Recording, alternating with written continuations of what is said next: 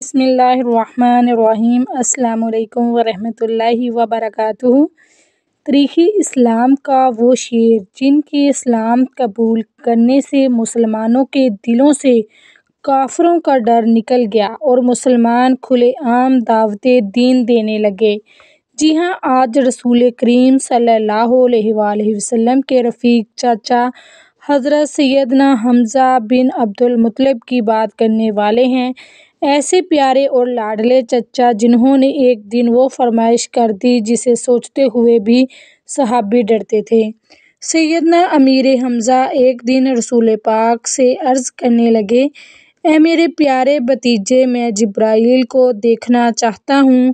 سیدنا حمزہ کی والدہ ہالہ بنت وہب رسول اللہ صلی اللہ علیہ وآلہ وسلم کی والدہ حضرت آمنہ کی چچا زاد بہن تھیں۔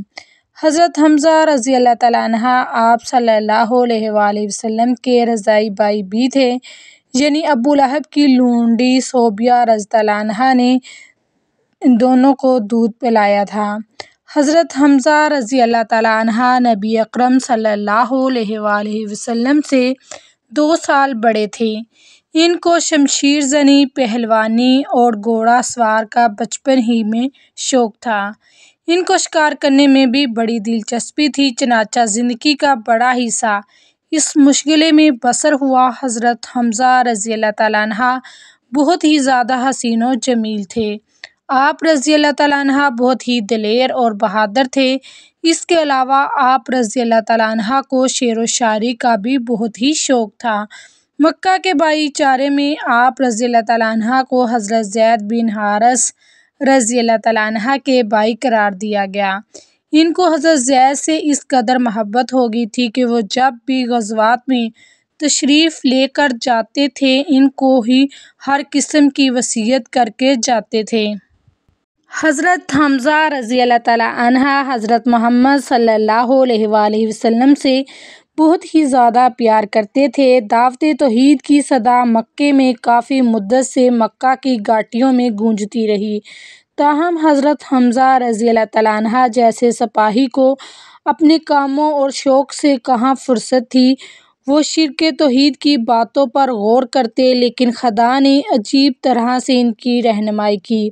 ایک روز حسب معمول شکار سے واپس آ رہے تھے کہ آپ کوہ صفا پر پہنچے تو ایک لونڈی نے کہا، ابو عمارہ، کاش تھوڑی دیر پہلے تم اپنے بھتیجے کا حال دیکھتے کہ وہ خانہ کعبہ میں اپنے مذہب کا وعظ کر رہے تھے کہ ابو جہل نے ان کو سخت گالیاں دی اور ان کو بہت ہی بری طرح سے تنگ کیا ہے۔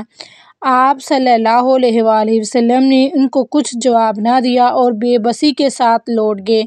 یہ سنتے ہی امیر حمزہ رضی اللہ تعالیٰ عنہ کو جوش آ گیا۔ آپ رضی اللہ تعالیٰ عنہ بڑی تیزی کے ساتھ خانہ کعبہ کی طرف گئے۔ ان کا معمول تھا کہ شکار سے واپس آتے ہوئے کوئی راہ میں مل جاتا تو کھڑے ہو کر اس ضرور باتیں کرتے تھے، لیکن اس دن آپ رضی اللہ عنہ بڑی تیزی کے ساتھ مکے کی طرف جا رہے تھے۔ کسی کی طرف توجہ کیے بغیر مکہ میں پہنچ کر ابو جہل کے سر پر زور سے اپنی کمان دے ماری، جس سے ان کے سر سے خون بہنے لگا۔ یہ دیکھ کر بنو مخزوم کے چند آدمی ابو جہل کی مدد کرنے کے لیے آئے۔ وہ کہنے لگے، حمزہ، شاید تم بھی اپنے دین سے پھر گئے ہو۔ اس پر حضرت حمزہ رضی اللہ تعالیٰ عنہ نے فرمایا کہ میں گواہی دیتا ہوں کہ اللہ تعالیٰ ایک ہے، اس کی عبادت کرنی چاہیے۔ آپ صلی اللہ علیہ وآلہ وسلم اللہ تعالیٰ کے سچے اور آخری نبی ہیں، اور وہ جو کچھ بھی کہتے ہیں وہ سب کچھ خدا کے حکم سے ہی ہوتا ہے۔ خدا کی قسم، اب میں اس کو چھوڑ نہیں سکتا، اگر تم سچے ہو تو مجھے روک کر دکھاؤ۔ اس پر ابو جہل نے کہا کہ حمزہ کو چھوڑ دو، میں نے ابھی اس کے بھتیجے محمد صلی اللہ علیہ وآلہ وسلم کو برا بھلا کہا ہے۔ یہ اسلام کا وہ زمانہ تھا کہ حضرت محمد صلی اللہ علیہ وآلہ وسلم حرن بن ابی ارکن کے مکان میں تھے۔ اس وقت بس چند لوگ ہی مسلمان ہوئے تھے، لیکن حضرت حمزہ رضی اللہ تعالیٰ عنہ کے اضافے سے مسلمانوں کی حالت میں کافی بہتری ہو گئی تھی۔ حضرت حمزہ رضی اللہ تعالیٰ عنہ کے مسلمان ہونے سے کافروں کا زور ٹوٹ چکا تھا۔ مکہ میں حضرت حمزہ سے ہر کوئی خوف کھاتا تھا، ان سے لوگ ڈرتے تھے۔ حضرت محمد صلی اللہ علیہ وآلہ وسلم کو حضرت حمزہ سے بہت ہی زیادہ پیار کرتے تھے۔ ایک دفعہ ایک صحابی نے حضرت محمد صلی اللہ علیہ وآلہ وسلم کی بارگاہ میں عرض کی، یا رسول اللہ صلی اللہ علیہ وآلہ وسلم، میرے گھر میں ایک لڑکا پیدا ہوا ہے، میں اس کا کیا نام رکھوں؟ اس کی بات سن کر آپ صلی اللہ علیہ وآلہ وسلم نے ارشاد فرمایا کہ مجھ کو سب سے زیادہ اپنے چاچا حمزہ عزیز ہیں، میں چاہتا ہوں کہ تم بھی اپنے بیٹے کا نام حمزہ ہی رکھ لو۔ ایک مرتبہ آپ رضی اللہ تعالیٰ عنہ نے بارگاہ رسالت میں درخواست کی کہ میں حضرت جبرائیل علیہ السلام کو اصلی صورت میں دیکھنا چاہتا ہوں۔ ارشاد ہوا، آپ دیکھنے کی طاقت نہیں رکھتے۔ آپ نے اصرار کیا تو نبی کریم صلی اللہ علیہ وآلہ وسلم نے ارشاد فرمایا، زمین پر بیٹھ جائیے۔ کچھ دیر بعد حضرت جبرائیل علیہ السلام حرم کعبہ میں نصب شدہ ایک لکڑی پر اترے تو سرور عالم صلی اللہ علیہ وآلہ وسلم نے ارشاد فرمایا، چچا جان نگاہ اٹھائیے اور دیکھیے۔ آپ نے جو ہی اپنی نگاہ اٹھائی تو دیکھا کہ حضرت جبرائیل علیہ السلام کے دونوں پاؤں سبز زبرجد کے ہیں، بس اتنا ہی دیکھ پائے اور تاب نہ لا کر بے ہوش ہو گئے۔ رمضان المبارک 1 ہجری میں 30 سواروں کی قیادت کرتے ہوئے اسلامی لشکر کا سب سے پہلا علم آپ رضی اللہ تعالیٰ عنہ نے سنبھالا۔ اگرچہ لڑائی کی نوبت نہ آئی لیکن تاریخ میں اسے سریہ حمزہ کے نام سے جانا جاتا ہے۔ 2 ہجری میں حق و باطل کا پہلا معرکہ میدان بدر میں پیش آیا تو آپ رضی اللہ تعالیٰ عنہ بڑے جوش اور جذبے کے ساتھ شریک ہوئے اور مشرکین کے کئی سورماؤں کو ٹھکانے لگایا۔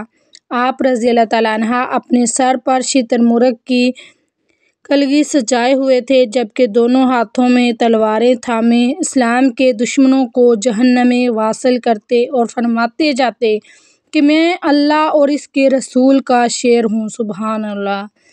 شہادت 15 شوال المکرم 3 ہجری غزوہ احد میں آپ رضی اللہ تعالیٰ عنہ نہایت بے جگری سے لڑے اور 31 کفار کو جو تھے واصل کر کے شہادت کا تاج اپنے سر پر سجا کر اس دنیا سے رخصت ہو گئے۔ امیر حمزہ نے جنگ بدر میں چن چن کر مشرکین کے سرداروں کو برے طریقے سے قتل کیا تھا۔ یہی وجہ تھی کہ قریش مکہ مسلمانوں میں سے سب سے زیادہ امیر حمزہ رضی اللہ تعالیٰ عنہ کے خون کے پیاسے تھے۔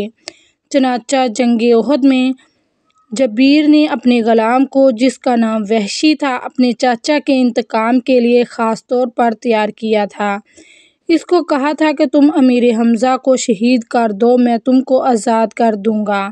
اس کے علاوہ ہند زوجہ ابو سفیان نے بھی بے پناہ دولت وحشی کو دینے کا وعدہ کیا، کیونکہ وہ چاہتی تھی کہ سیدنا حمزہ جو کہ ہند کے بھائی کے قاتل تھے وہ انہیں شہید کرنا چاہتی تھیں، اور ساتھ ہی اس نے حضرت حمزہ کی لاش کا مسئلہ کرنے کی قسم کھائی۔ چنانچہ وحشی جنگ احد میں ایک چٹان کے پیچھے بیٹھا ہوا تھا، وہ بے چینی سے حضرت امیر حمزہ کا انتظار کر رہا تھا۔ اتفاقاً امیر حمزہ اس کے قریب سے گزرے تو اس نے پورے زور کے ساتھ اپنا نیزہ مار کر آپ رضی اللہ تعالیٰ عنہ کے جسم سے پار کر دیا۔ پھر بھی حضرت حمزہ وحشی کی طرف شیر کی طرح بڑھے، مگر زخم بہت ہی گہرا تھا جس کی وجہ سے آپ رضی اللہ تعالیٰ عنہ زمین پر گر پڑے۔ حضرت امیر حمزہ کی شہادت پر کفار کی عورتوں نے خوشی کے ترانے گائے۔ ابو سفیان کی بیوی ہندہ نے آپ رضی اللہ تعالیٰ عنہ کے ناک کان کو کاٹ کر اپنا زیور بنا لیا، پھر آپ رضی اللہ تعالیٰ عنہ کا سینہ چیر کر جگر نکالا اور چبا چبا کر تھوک دیا۔ جب نبی کریم صلی اللہ علیہ وآلہ وسلم نے حضرت حمزہ کے جسم کو دیکھا تو آپ صلی اللہ علیہ وآلہ وسلم رونے لگے۔ آپ کے کٹے ہوئے جسم کو دیکھ کر شدت غم سے آپ صلی اللہ علیہ وآلہ وسلم کی آواز بلند ہو گئی۔ پھر آپ صلی اللہ علیہ وآلہ وسلم نے ارشاد فرمایا، حمزہ سید الشہداء ہیں۔ نبی کریم صلی اللہ علیہ وآلہ وسلم حضرت حمزہ کے جسم کے پاس کھڑے تھے۔ آپ صلی اللہ علیہ وآلہ وسلم نے حضرت حمزہ کو مخاطب کرتے ہوئے فرمایا: اے چچا جان، اللہ تعالیٰ آپ پر رحم فرمائے، بلا شبہ آپ خوب صلہ رحمی کرنے والے اور کثرت سے نیکیاں کرنے والے تھے۔